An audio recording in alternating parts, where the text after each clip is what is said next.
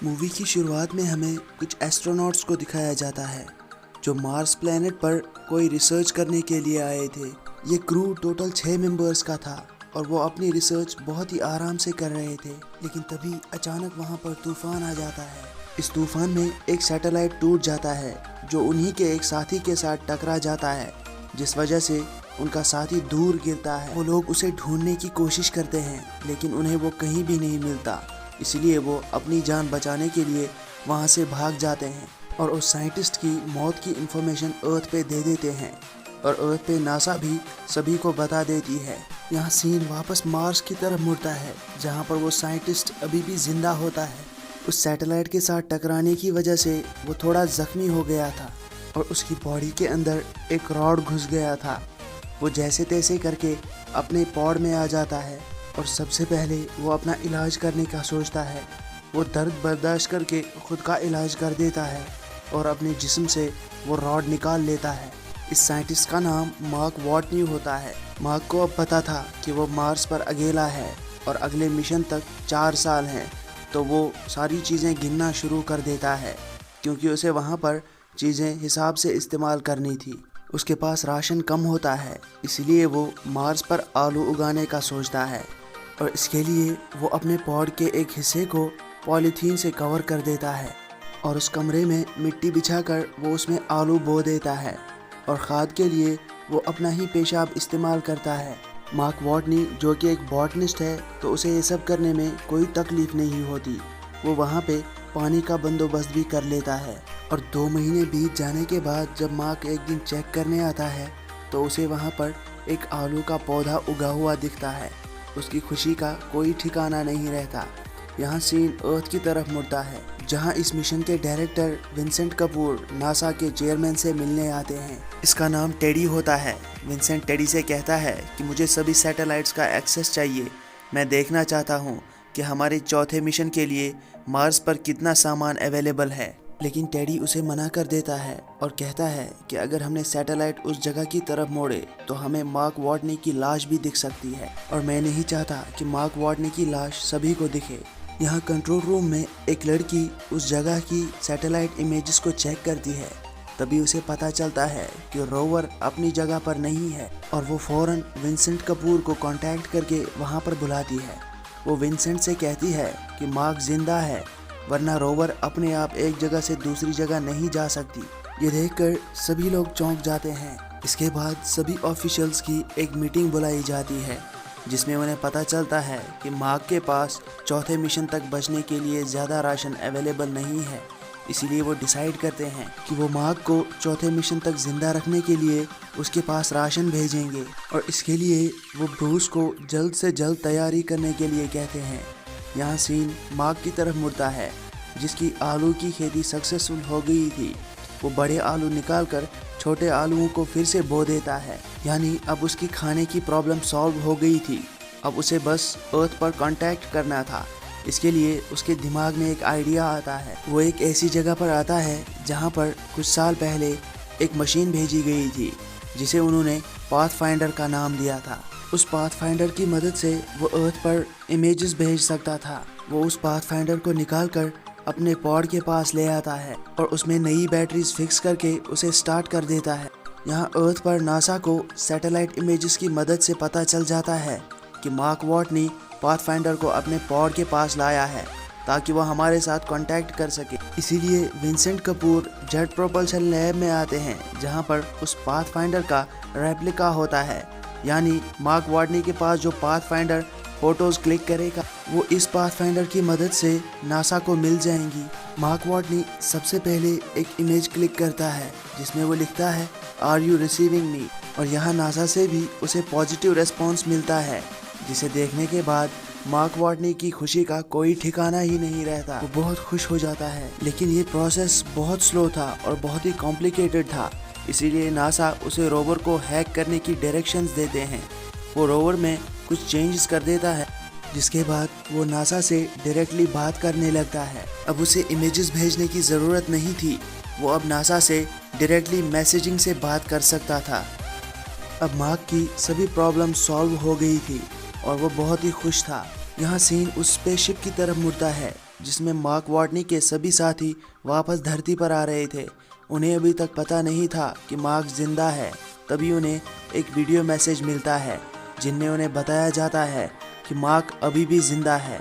ये सुनकर सब लोग खुश हो जाते हैं, लेकिन सब लोग एक तरह से दुखी भी हो जाते हैं क्योंकि वो सोच रहे थे कि हमने मार्क को वहाँ पर अकेला छोड़ दिया। यहाँ सीन मार्क की तरफ मुड़ता है जो एक रात अपने पॉड में आता है। तभी वो पॉड फट जाता है। वहाँ एक ज़ोरदार ब्लास्ट होता है और उसकी आलू की खेती पूरी तरह से तबाह बर्बाद हो जाती है। इस हादसे को देखकर मार्क बहुत ही ज़्यादा दुखी हो जाता है क्योंकि अब उसे फिर से खाने के लिए स्ट्रगल करना था। मार्क नासा को भी बता देता है कि उसके आलू की खेती तबाह हो चुकी है, जिसके बाद नासा के लोग मार्क तक जल्दी से जल्दी खाना भेजने का डिसाइड करते हैं और वो कुछ ही दिन में लॉन्च करने की तैयारी शुरू कर देते हैं।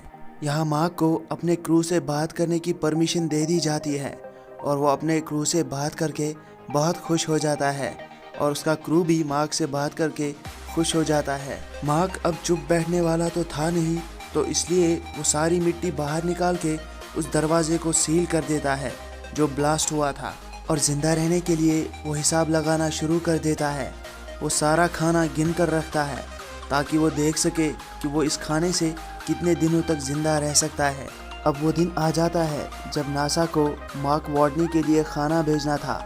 वो अपने रॉकेट को लॉन्च करते हैं, लेकिन थोड़ी दूर जाने के बाद वो रॉकेट ऑफ कोर्स हो जाता है, जिसकी वजह से वो ब्लास्ट हो जाता है और उनका मार्क तक खाना पहुंचाने का सपना ही रह जाता है। लेकिन खुशकिस्मती की बात यह थी कि इस बारे में चाइनीज़ स्पेस ऑर्गेनाइजेशन को पता चल जाता है, जिनके पास ऑलरेडी एक रॉकेट मौजूद था। तो वो नासा से कांटेक्ट करते हैं और कहते हैं कि मार्क वाटनी तक खाना पहुंचाने में हम उनकी मदद कर सकते हैं। इस खबर को सुनने के बाद नासा में खुशी का माहौल छा जाता है। यहाँ सीन एक साइंटिस्ट की तरफ मुड़ता है जिसका नाम रिच पर्नल होता है। उसकी कैलकुलेशंस ठीक बैठ जाती हैं और वो विंसेंट कपूर के पास आता है और उसे कहता है कि मैं मार्क वाटनी को बचा सकता हूँ। विंसेंट कपूर उसे उसी वक्त नासा में ले आते हैं। वो उन्हें बताता है कि इस वक्त उनका स्पेसशिप धरती की तरफ बढ़ रहा है, लेकिन लैंड करने के बजाय उन्हें एक स्लिंग शॉट की ज़रूरत है और हम यहाँ से खाना भेजेंगे। वो उसे अपने साथ लेकर सीधे मार्क वाटनी को लेने जाएंगे। ये प्लान अच्छा था, लेकिन नासा के चेयरमैन टेडी इस प्लान को रिजेक्ट कर देते हैं और कहते हैं कि मैं एक आदमी के लिए 5 और आदमियों की जान खतरे में नहीं डाल सकता। लेकिन विंसेंट नहीं चाहता था कि मार्क वाटनी मरे, इसलिए वो ये सारा प्लान स्पेसशिप पर मौजूद सभी क्रू मेंबर्स को भेज देता है और वो लोग इस प्लान को चेक करते हैं और उन्हें पता चलता है कि ये बिल्कुल ही परफेक्ट प्लान है। लेकिन मार्स पर वापस जाने की वजह से उनके सफ़र में 19 महीने और ऐड हो रहे थे, इसीलिए वो लोग मशवरा करते हैं और डिसाइड करते हैं कि वो लोग मार्क वाटनी को लेने जाएंगे।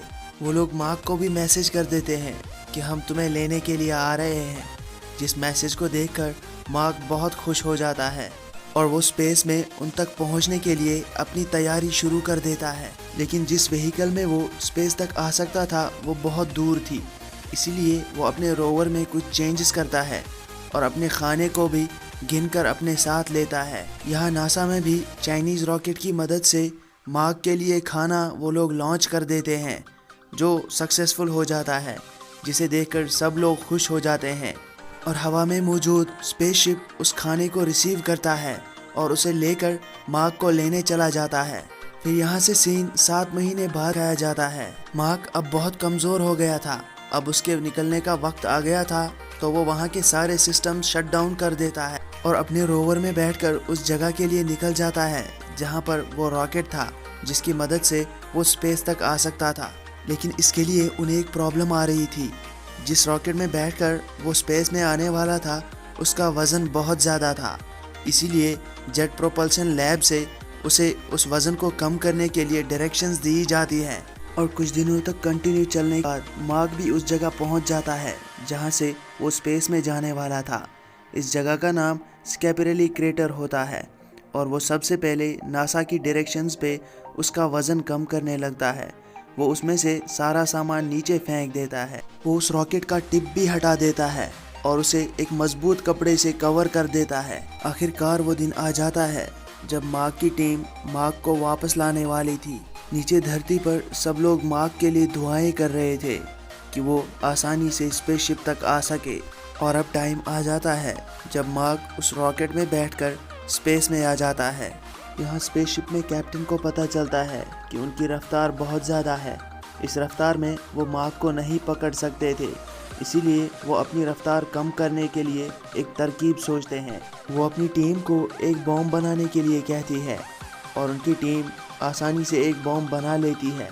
कैप्टन का प्लान होता है कि वो उस बॉम्ब को अपने स्पेसशिप के पहले दरवाजे पर लगाएंगे और जैसे ही उसे ब्लास्ट करेंगे तो वो स्पेसशिप को पीछे धक्का देगा, जिससे उनके स्पेसशिप की स्पीड थोड़ी कम हो जाएगी। और खुशकिस्मती से उनका यह प्लान सक्सेसफुल हो जाता है। उनका बॉम्ब जैसे ही ब्लास्ट होता है वैसे ही उनके स्पेसशिप की रफ्तार कम हो जाती है। मार्क भी अब उनके स्पेसशिप के करीब पहुंच चुका था, लेकिन फिर भी कैप्टन उस तक नहीं पहुंच पा रही थी। ये देखकर मार्क अपने सूट में एक छेद करता है, जिससे उसके सूट का प्रेशर उसे उड़ने में मदद करता है और वो उड़ते हुए कैप्टन तक आ जाता है और कैप्टन उसे रस्सी में जकड़ लेती है और उसे स्पेसशिप पर ले आती है। ये सुनकर सब लोग खुश हो जाते हैं। अर्थ पर भी मार्क के वापस आने की खुशी में लोग जश्न मना रहे थे। और इसी के साथ हमारी ये मूवी यहाँ पर ख़त्म होती है। उम्मीद करता हूँ आपको एक्सप्लेनेशन पसंद आई होगी, तो वीडियो को लाइक और कमेंट कर दीजिएगा और हमारी चैनल को भी सब्सक्राइब कर दीजिएगा। Thank you, take care and good bye.